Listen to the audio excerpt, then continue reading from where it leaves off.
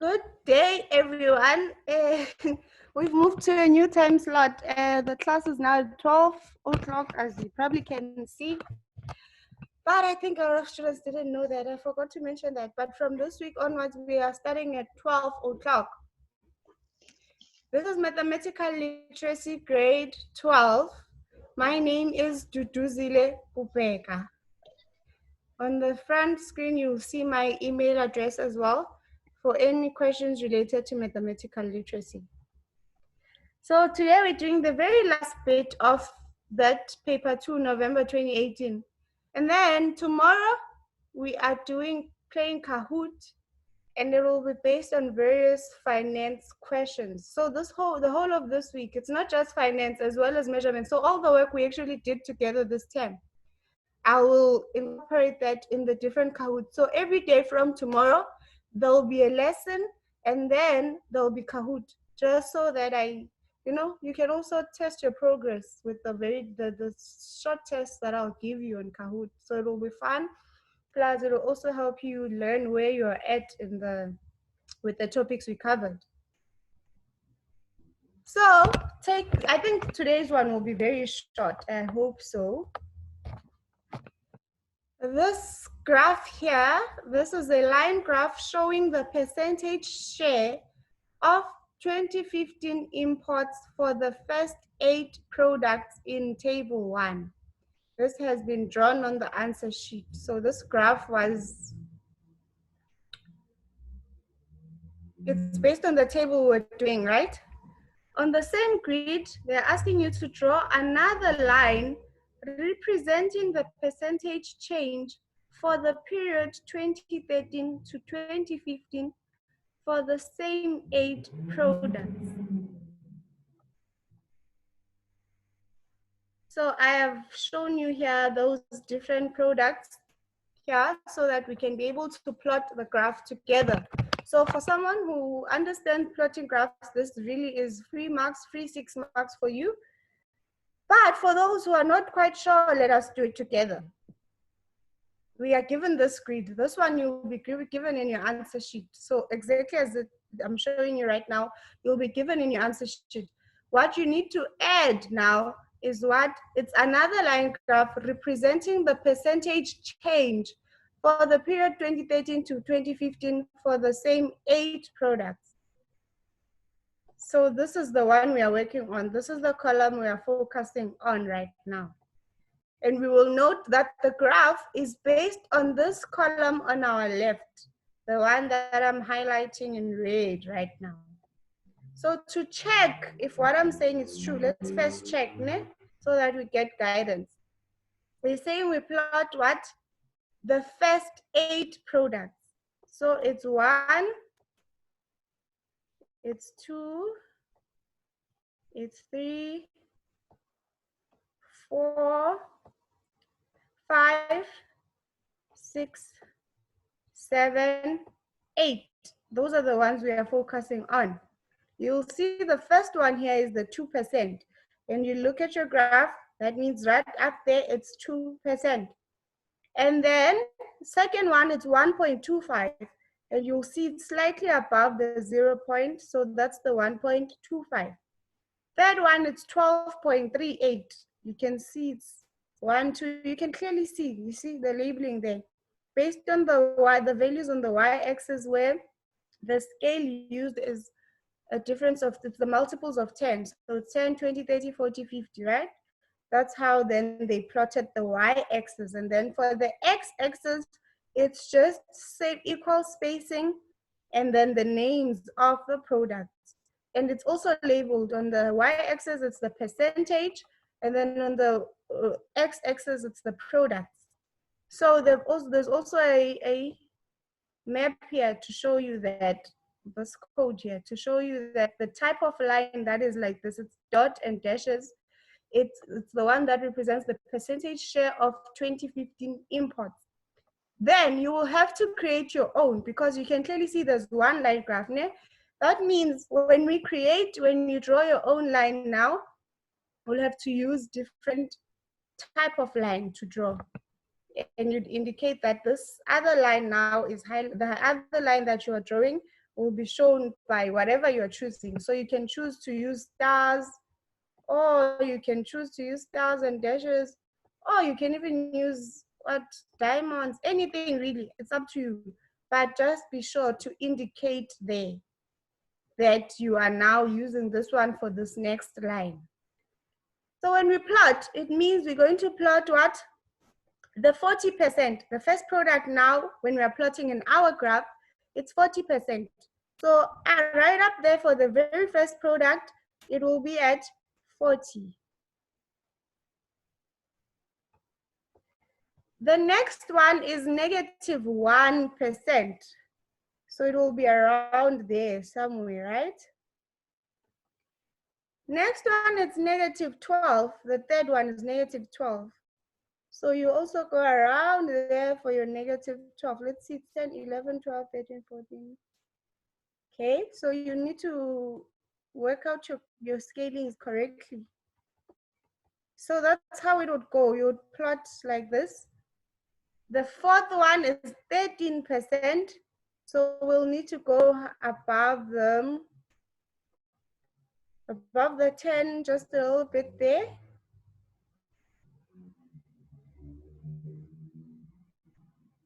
13% should be around there as well.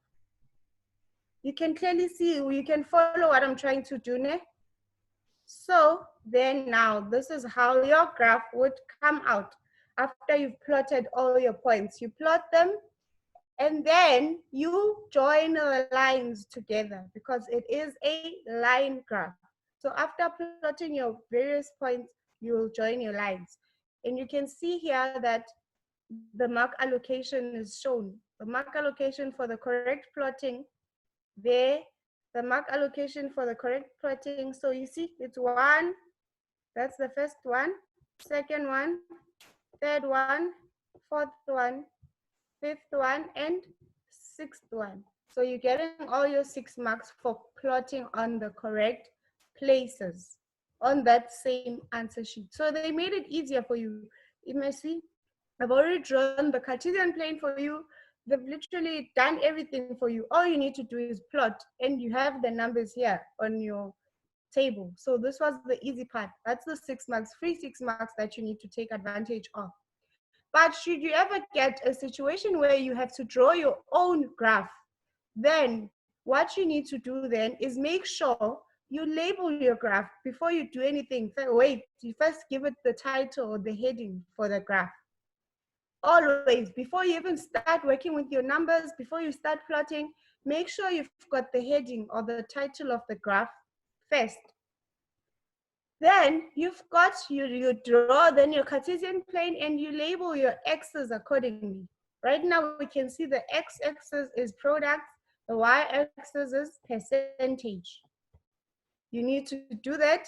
Then you need to also include the mapping here, which is directing people, and the person will be reading your answer or reading your graph, will then get to understand exactly how to read the information presented on the graph. Because you can see right now we have 2 different graphs, right? So if they can see that this one represents the share of 15% of 2015, the percentage share of 2015, then they know that the other one represents the percentage change, but preferably label everything so that they can clearly see. And then you list your products properly there. So whatever is on the x-axis, write it properly. Whatever is on the y-axis, write it properly. And make sure that the spacing is equal. As you can see here, it's 50, 40, 30. It's consistent. There's a difference of 10 between them. If you choose a difference of 5, then be consistent. The main point is consistency so that your results and your graph would come out properly. So these are the things to look out for in case you have to draw the graph yourself from scratch. That is just a tip from you, for you. Then now, question 2.2. Question 2.2. Nomsa plans to visit Los Angeles for an educational conference. She will be traveling from her hotel to the conference venue with an Uber taxi. An Uber taxi is operated using two options as shown below. We've got option 1 and we've got option 2. Option 1, you have the upfront fare. This is how you calculate for upfront fare. And then option 2, there's the post-trip fare. This is how you do your calculations. So with this Uber taxi here, it's up to you. You can pay an upfront fare, which is based on this calculation. Yeah? This means you'll pay it before the ride actually takes place. Before you get to your destination, you pay it beforehand. Then when you're on your Uber, the price is exactly like that. You won't have any surprises. But for the post-trip fare, you prefer to pay at the end of your trip, and that uses different calculations. And here, you might pay the estimated value, or you might pay way more than the estimated value. That will depend on the trip and probably some challenges you may meet along the way on the trip. So paying an upfront fare, for some people, it may seem like a safer option because, you know, you don't know what might happen. If in case you get stuck in traffic, you don't have to worry about the miles and the fare accumulating there because you've already paid it and it's upfront and it's calculated. So there are different options there. So this is, I'm just mentioning it so you understand the difference. Then now the table 2 below shows the different Uber taxis and their respective rates in Los Angeles for both upfront and post-trip fare options, including an example of a 10-mile trip using the upfront fare option. So this is the information on table 2. You've got cost, there's cost for base fare, which is the call out fee. As soon as you call out the Uber. There's the per minute fare, per mile fare, minimum fare, which is listed below there, that this is the lowest fare one would be charged for the trip. That is the minimum fare. So whether you take the Uber for like 5 minutes or 10 minutes or 3 minutes, you will be charged this minimum fare. And then there's the cancellation fee. Yeah? But these vary depending on whether you call an Uber X or an Uber Black or an Uber Lux, which is the Uber Luxury. I'm sure I don't know, are you familiar with how Uber works this side? This will make it easier if you are more familiar, but if not, it's fine. This is based on calculations. So Uber X, based on these numbers, you can see that Uber X is the cheaper option, right? And then Uber Black is more expensive than Uber X, but cheaper than Uber Lux. So you can see the various, yeah, this is how much. At the end of the day, you might be taking any of these three to the very same destination and you'll be paying different prices because of the type of car that is used. And Uber X would be your normal sedan, just your Toyota or your, you know, but your Uber Black then would be the BMWs, you know, the Mercedes Benz, and then Uber Lux, I don't know, because we don't use Uber Lux this side. But I assume it's like the more luxurious one, probably a limo, we don't know. But you can clearly see it because of the different prices, it means there are different types of cars involved there. So this is you and this is me explaining so that you can understand the table here. Then we'll get on to answering questions. Question 2.2.1, calculate the missing value B. You in my class here, Lisedi, hi Lisedi. Where is Genesis now? We are calculating the value, the missing value, which is B here. The missing value B, how do you calculate it? I won't put too much pressure on you, Lisedi, so we'll do it. If you want to answer, you can answer, but I won't. Ne? I'll communicate with you. So we've got total cost here. This is the total cost. You can see here, let me highlight it. All the values here in the last row, the total fare for a 10-mile trip using the upfront option. So when you use an Uber X, you will pay $9. When you use an Uber Black, you'll pay $43.50. And an Uber Lux, it would be option B, and that's what we need to calculate. What do we know about this? It is a total fare for a 10-mile trip using the upfront option. So it means the formula used to calculate those values there is the one for upfront fare. That's the formula we are using here, the one for upfront fare. That means it would be the base fare, which is the call out fee, plus number of miles multiplied by per mile fare.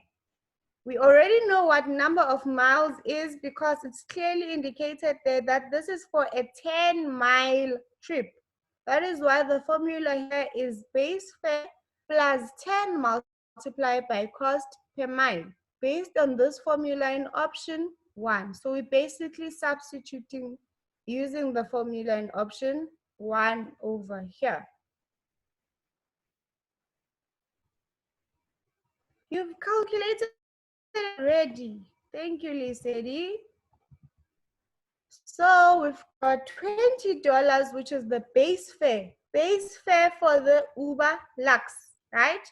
Then plus 10, which is the 10-mile per trip, multiplied by the cost per mile. And you go here, you look for your cost per mile, and you go to Uber Lux, which is going to be $5. That is why you have 10 multiplied by $5 per mile there. Then your answer is 70. Hey, Lisedi, how did you find your 65.60? Or is it the rounding off? Let's see here. Let's do the calculation again. 10 multiplied by 5 is 50. Plus 20, it's 70. So how did you find the 65.60 then, Lisedi? I think you might have used one of the other ones here instead of the ones on the Uber Lux. Do you understand this, Eddie? Let's discuss this.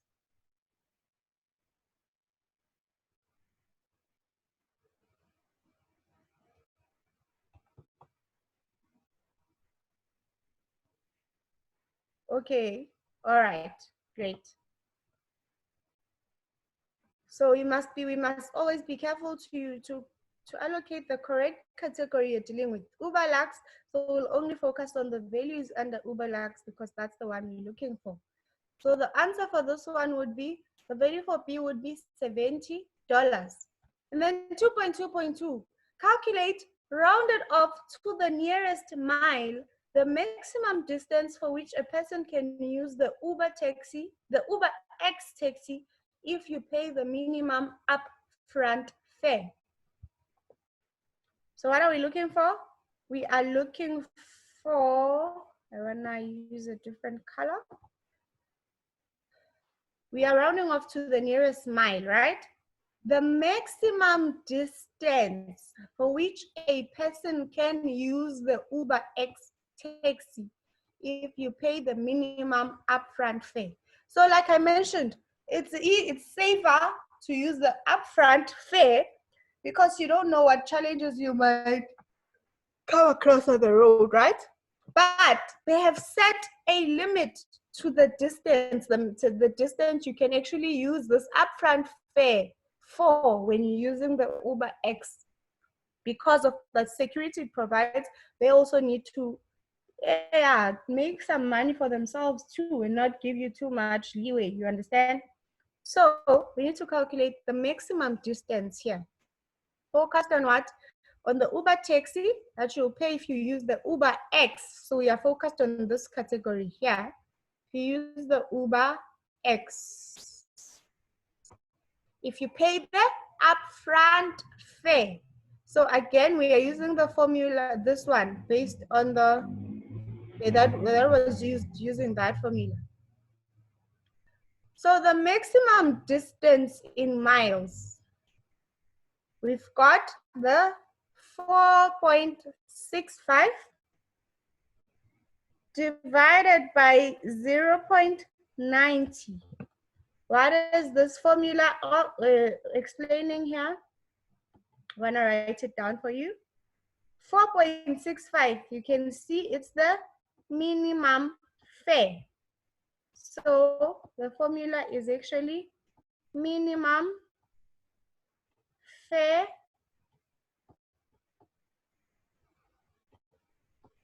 that's minimum fare over per mile fare. This is the per mile fare.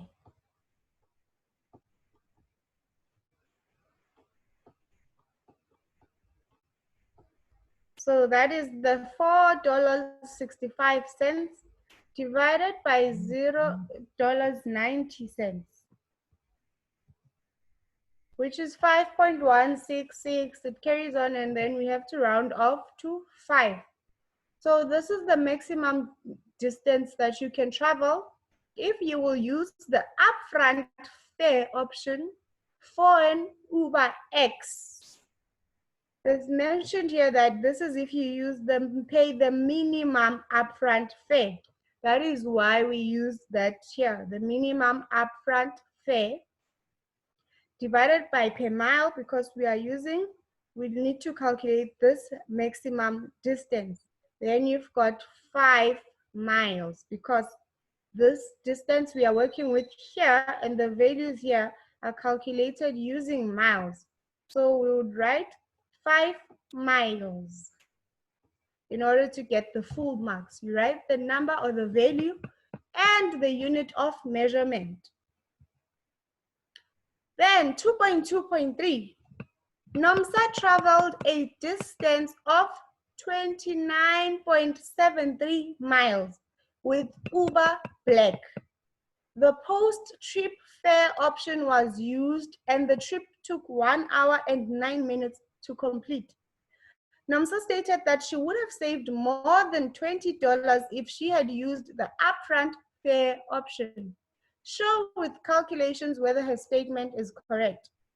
So let's break this down before getting to the answer. We need to break it down so that we can know how to answer it, right? We have a distance of 29.73 miles with an Uber Black. The post-trip fare, this means she used this post-trip, this formula. This formula was used in calculating this. And the trip took 1 hour and 9 minutes to complete. Then Nomsa states that she would have saved $20 if she had used the upfront fare option.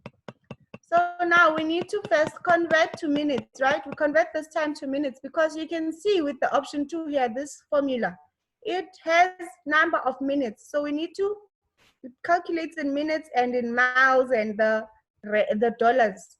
So the various units involved here are the minutes, there's the dollars, which is the fare, and the miles, right? So whenever you get such a question, make sure the numbers you are working with are in these units of measurements. Remember when you did measurements, that's very important all the time, because in whatever question, whatever topic you'll be dealing with, you will always need to convert to the same unit of measurements so that you can be able to get your correct answer and to work with values that are comparable.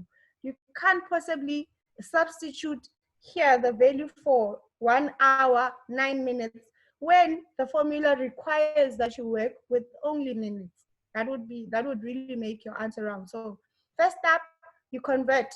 1 hour and 9 minutes is actually 69 minutes. This was easy enough, right? Because you know 1 hour is 60 minutes, right? And then, yeah, 1 hour is 60 minutes. I want to write it on the side because here, 1 hour is 60 minutes plus 9. So that was easy enough. That's why I just wrote it down as it is, 69 minutes. Then let's use this formula for the post-trip fare to calculate actually how much did she actually spend on this trip here, because we just know the distance that was traveled and the time it took, but we don't know exactly how much it cost her. So we substitute again. It's this very same formula. It's important to note and pay attention to which formula to use. We knew that we have to use option 2 because it's mentioned here that this was the post-trip fare option, right? So it's number of minutes. We have already worked out that the number of minutes is 69 minutes. Multiply by per minute fare. Remember, we are focused on what? On Uber Black. So you will focus on values on this category of Uber Black. The per minute fare here, go to per minute, it's 45 cents, $0.45. That is what we are substituting there. Plus what? Plus the number of miles. What number of miles we are given in the question here, which is 29.73 miles. Multiply by per mile fare. Per mile fare, we can see again, it's $3.55 per mile. Then you work out your calculations and we see that it actually costed $136.59 when she used this post-trip fare. That's how much this trip cost her. Now we are comparing it with the upfront cost. Why? Because she's saying that had she used the upfront costing option, she would have saved $20. So we want to prove and see whether her statement is correct or not. So that's why we're doing the calculation for the upfront fare, which is the base fare or the call out fee. So the base fare or call out fee for using an Uber Black is $8. Plus number of miles multiplied by per mile fare. Number of miles, once again, it's the 29.73 given in the question, multiplied by the per mile fare, which is the $3.55. Then we've got $113.54. You calculate the difference there. Use the bigger one, which was the post-trip fare, subtract the upfront cost because it's the smaller one. So it's the bigger one subtracting the smaller one. You get a difference of $23.05. So had she used the upfront costing, she would have saved $23.05. But what does she say here? She would have saved more than $20 if she had used the upfront fare. So what is the answer here? We have worked it out. We can see that, yes, had she used the upfront cost, she would have saved exactly $23.05. And in her statement, she's saying had she used the upfront fare, she would have saved more than $20. And we can see that $23, no, it's correct. I'm coming to that. $23.05 is greater than $20. It is more than $20. And she did say that had she used the upfront costing, she would have saved more than $20. And we have worked out and we see that $23 is indeed more than $20. So her statement is correct. Lisa, please tell me you understand. And can you guys understand?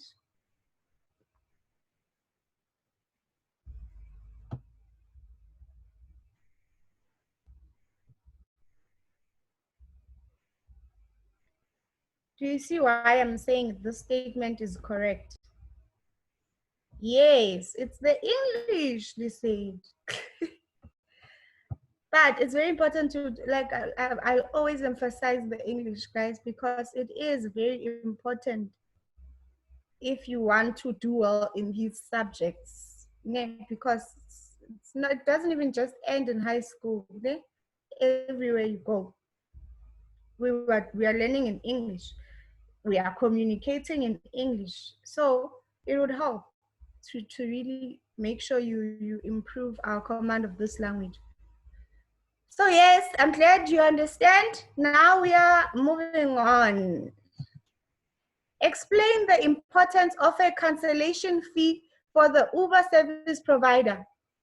Why do they have the option for a cancellation fee here? Why do they charge? You see, let's look at our table here.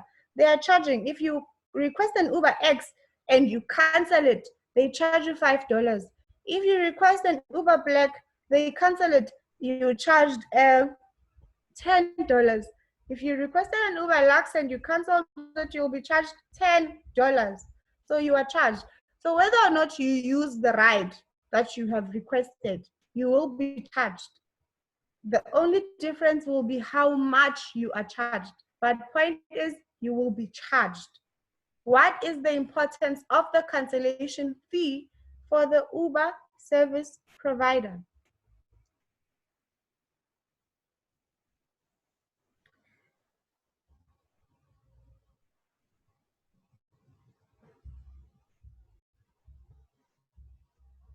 Okay, let me give you. This is to cover costs for idle or wasted time when a vehicle could have been used to assist someone when you cancel the booking. Or it's the penalty for booking made if one does not finally use the vehicle, time wasting. To prevent hoax calls, right? And to cover petrol costs and wear and tear of the vehicle, also for the company to make a profit or avoid losses. Now, this would make it really makes sense. Think of it this way: you are literally a stranger requesting a ride from another stranger. You do not know each other, you do not have any reasons to trust each other.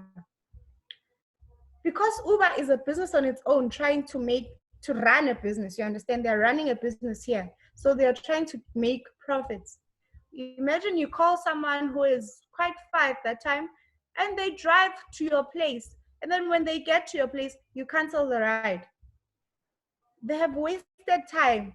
For example, probably they chose to come pick you up instead of someone else. Now they realize they've wasted their time and their petrol coming to you, and then you just cancel the ride when they could have gone to someone else and made extra money from that person, or they could have just stayed where they were doing whatever they're doing. So they would have not been wasting their time or their money or petrol or whatever. So that makes business sense that way. So this is to protect them as well, so that whether or not there's a trip happening, they can still cover the costs. They can still get some money from that. Also, this part of preventing hoax calls, it does work. Imagine there'd be few people making hoax calls. People wouldn't just joke around calling an Uber when they don't need it, when they know they'll be charged for doing that. As soon as you request the ride and the driver accepts, then automatically you will be charged either the minimum fee if you end up using the trip, or you'll be charged a cancellation fee if you cancel. So whether you were joking around or not, you will be charged for it. So at least that makes business sense for them. And this part here that says for the company to make profit or avoid losses, because imagine if they were to receive 10 hoax calls or over 100 hoax calls in a day, then they would be running at a loss. But this is to ensure that they could even benefit if there are any hoax calls. Yes, you don't trust anybody, but in this Uber business, when Ali said you, we are literally, remember when we were young? I don't know, when I was young, you were still young. But yeah, I think everyone learned that. We all learned that we should never talk to strangers or get into cars with strangers. But look at our world now. We actually go outside in the dark, at night, in the morning, whenever, and we request rides from total strangers. Isn't that strange? But that's the way, that's the direction our world is moving into right now.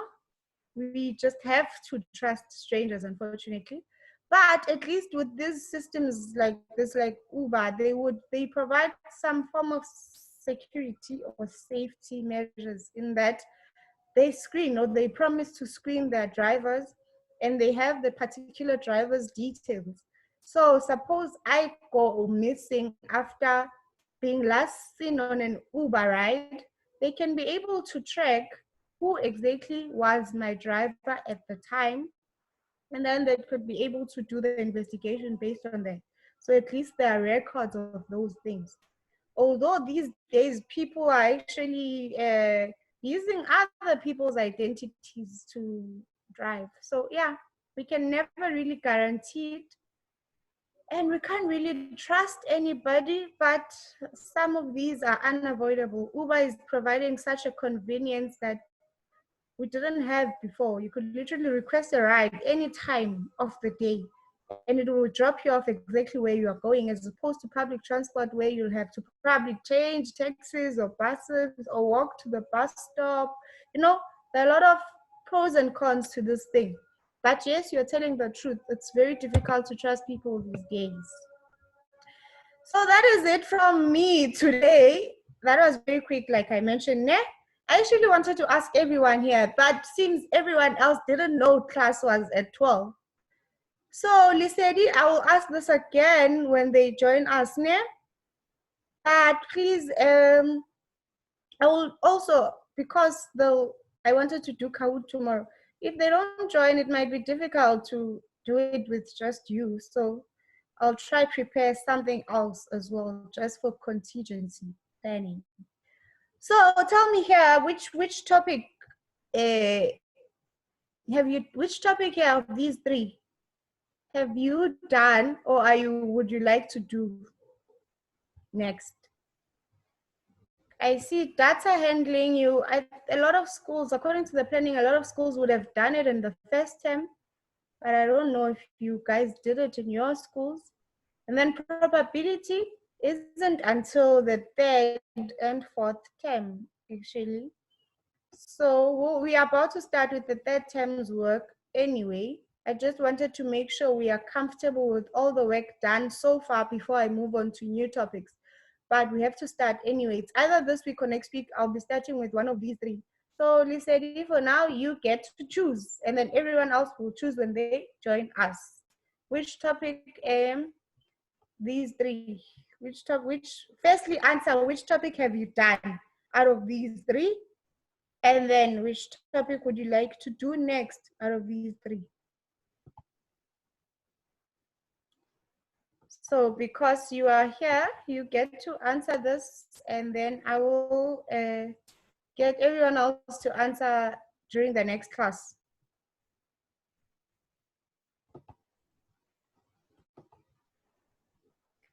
Lisa, are you still with me? Yes, ma'am. Yes, ma'am. I'm still here. Okay, so which topic have you done here? These three topics, which one have you done in your school or in lockdown? Which one have you done? I've my school has done data handling, but we haven't done probability. And then maps and scales? Ma'am, Have you done maps and scales? ma'am, can you hear me? Yes, I can hear you. Have you done the maps and scales? Ma'am, I don't know what's wrong with sound then. uh, The city, ma'am, can hear you. You can continue to talk, please. thank you, sir. No, ma'am, we haven't done maps and scales yet, but we will do it once we return to school. Okay, so it means from next week, from this week, later in the week, we'll do either probability or maps and scales then. But I'll get everyone else to tell me their opinions as well. But yes, these are the links you can follow. The Mathematical Literacy mobile app. I've been mentioning this since the beginning, right? It helps you. It has activities. So it's basically all the work you are doing in grade 12 mathematical literacy. And then you get an option of doing the activities, and they are categorized into the different topics. So if you want to do activities based on finance, you go to that. If you want to do activities based on measurements, you can click on that, and there are various activities and answers to those activities. So that's a good thing. You can actually do the activity, then you get the answers after you're done. They also have uploaded all the past papers. So you can either download the past papers or you can do the past papers on the app, and they also have memorandums to those past papers. Then the Snaplify app provides you access to all textbooks. Yeah, I think a lot of them that you are using, guys, in your grade 12 year, they have those textbooks. So any textbook, you can search for it. So you can probably, let's say you and your school are using Oxford. You can also access other titles or other textbooks just to supplement the information that you have, or because the textbook, they explain these things differently. So you might find you actually understand the explanations from this different textbook better. So you can also try the Snaplify app to get access to those different textbooks. Then there's the grade 12 mathematical literacy Mind the Gap study guide. Mind the Gap study guide also is just like, it provides you an overview of the work you're doing this year and some activities as well. So you might find that in the literacy mobile app, you might find activities that you'll also find in the study guide, in the Mind the Map study guide. So yeah, they're interlinked. They will help you very much. Yeah? So that is it from me today. I will see you tomorrow at 12 o'clock. Yeah? You can remind the others. I will also push and tell them again. Tomorrow, 12 o'clock, it's class time. Thank you. And for those, I'm sorry, guys, for those who missed the lesson, I forgot to mention this on Friday, that class is moving to 12 o'clock. So please forgive me. That's it from me today. Thank you, Lisedi. Thank you, Kobe. Thank you, everyone. Bye.